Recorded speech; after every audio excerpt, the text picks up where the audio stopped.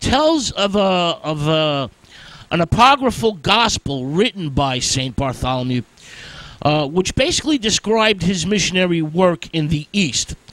Most scholars believe that the Gospel of Bartholomew was actually written by Abadeus of Babylon sometime in the 2nd century A.D. Sadly, the text was apparently condemned as heretical at the Council of Nicaea, and, well, was destroyed, and no known copies exist, as far as we know, anyway. The 4th century A.D. Roman martyrology tells of Bartholomew preaching in India and Armenia. And two other important texts from the period,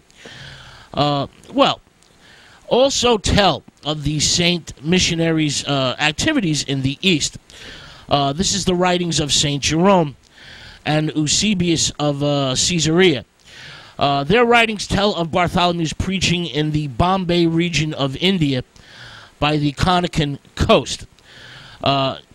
In their writings, they speak of, apparently a 2nd century missionary named Pantanaeus visits India, only to find out that St. Bartholomew has been there before him. And Bartholomew had given to his converts the Gospel of St. Matthew in Hebrew. Then, along with fellow apostles Jude the Obscure, they travel to Greater Armenia. Now, both India and Armenia, during the Roman and Byzantine era, were names given to vast expanses of territories. So St. Bartholomew's actual whereabouts are not exactly easy to pinpoint with any degree of accuracy. And extensive legends have grown up around St. Bartholomew's activities in the East. Now, in India, so the legend goes, St. Bartholomew takes up residence in a temple that practices human sacrifice. The saint overpowers a demon that dwells within the idol in the temple, freeing the people of India from this particular demon's evil influence. Now, the acolytes from the temple, the priests, the scribes, those who work there, are confounded by the power of the Christian saint. And they go to another city and beg the oracle at the other city's temple to explain these events to them. The oracle tells the acolytes, "Your God has been bound with fiery chains and dares not breathe or speak since the apostle Bartholomew came into your temple." Now, sometime later, a man is possessed by a demon. He's laying in the street in the middle of a fit and cries out, "Bartholomew, apostle of Christ, your prayers are burning me." St. Bartholomew then appears out of nowhere in order to help this troubled man. "Be still, demon," says the saint apostle, "and get out of this man." The demon is exorcised. And then Bartholomew exits India and goes to Greater Armenia. Armenia was then known as the ancient kingdom of Van. It becomes both a Roman and Byzantine province, and the kingdom of Van under Roman rule becomes Greater Armenia. Now, the king of Van, Armenia, Polemius, has heard of Bartholomew's magical deeds in India, and decides to send for him, because the king's daughter is given to violent fits and seems to be possessed by a devil. Polemius keeps his daughter chained up, and upon the apostle St. Bartholomew's arrival, he warns him that his daughter is very dangerous. "Be careful," he says, "for she bites." Bartholomew tells the king Polemius, "I am not afraid, and you should not be afraid. Undo her chains. I have bound the demon that was inside of her." Bartholomew, the young girl is now calm and peaceful, and the king, overwhelmed with joy, shouts, "You have cured my darling daughter. Let me reward you with gifts of gold, silver, and precious jewels." The apostle saint tells the king, "Thank you, but no thank you. I desire nothing that is of this earth or of the flesh." St. Bartholomew then instructs King Polemius in the Christian mysteries, and the Armenian monarch is quickly converted to the new faith of Christianity.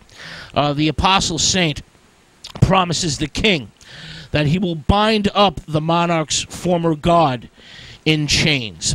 The next day, at Polemius's temple, the great idol speaks to its worshippers and tells the people to stop sacrificing to him. For the demon that inhabits the great idol of the temple has been wrapped in fiery chains by the angels of the Lord. Bartholomew then commands the demon to come out, and the saint destroys all the idols inside the king's temple. The apostle saint then banishes the demon to the desert, and an angel appears and flies around King Polemius's temple, cleansing the pagan temple. Simultaneously, while the angel is flying around the temple, all the sick people in the kingdom are cured, and the king's temple is rededicated to Jesus Christ.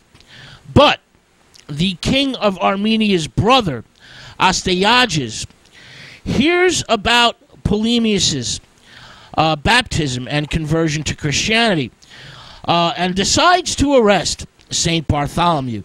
Astyages says to Bartholomew, "As you made my brother abandon his gods, I will now make you abandon yours, and you will sacrifice to me." Bartholomew, smiling, says to Astyages, "Bind my Christ in chains if you can, as I did your brother's God, and I will bow down before you and your idol. But if you cannot do this, I shall reduce your gods to rubble."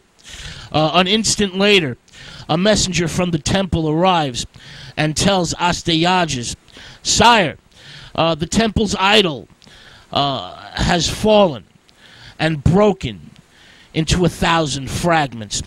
At this point in the story, in the legend, the tale of St. Bartholomew gets rather fuzzy, with many variations in the place and manner of the apostle saint's demise. We have 3 stories of his death. In the first story, Bartholomew is beaten, kidnapped, and cast into the sea to drown. In the second tale, he is crucified upside down. In the third tale, the apostle saint is flayed, skinned alive, and then beheaded. And in some traditions of the legend, Bartholomew even endures all of these nasty things, one after another.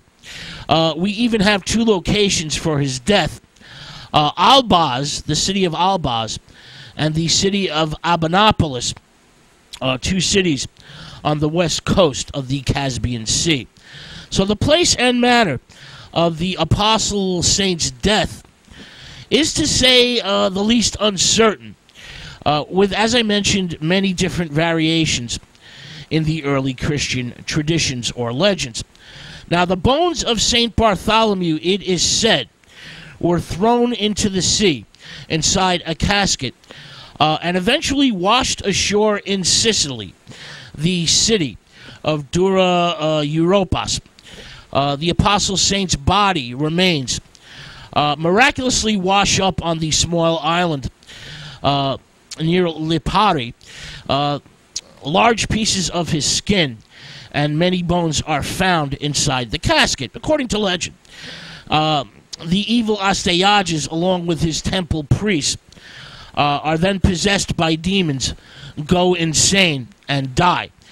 King Polemius, the Armenian monarch who converted to Christianity, who was converted by St. Bartholomew, becomes the first bishop in Armenia and carries on his mission peacefully for over 20 years.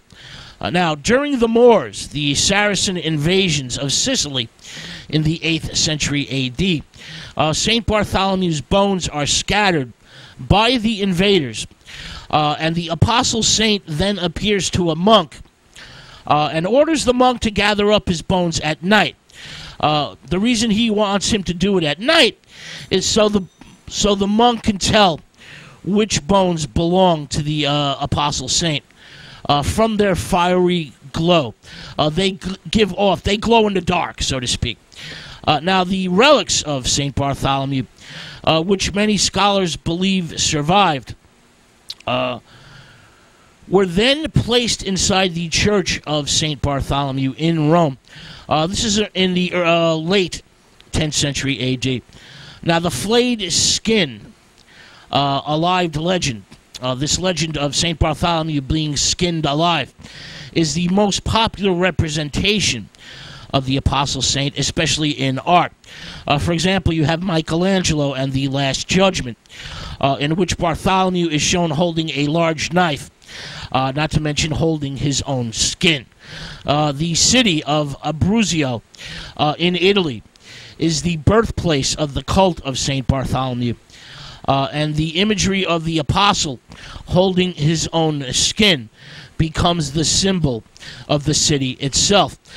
This symbol of St. Bartholomew holding his own skin replaces the image of the Greco-Roman hero Hercules holding the skin of the Nemean lion. The physical strength of the classical hero is replaced by the spiritual strength of the martyr and saint. Bartholomew is the patron saint of plasterers, cheese merchants, Armenia, and tanners. Tanners are, of course, those who work with skins. Remember, the Apostle Saint in most traditions was skinned alive. St. Bartholomew is invoked against nervous tics, and his feast day in the Roman Catholic and Anglican churches is August 20th.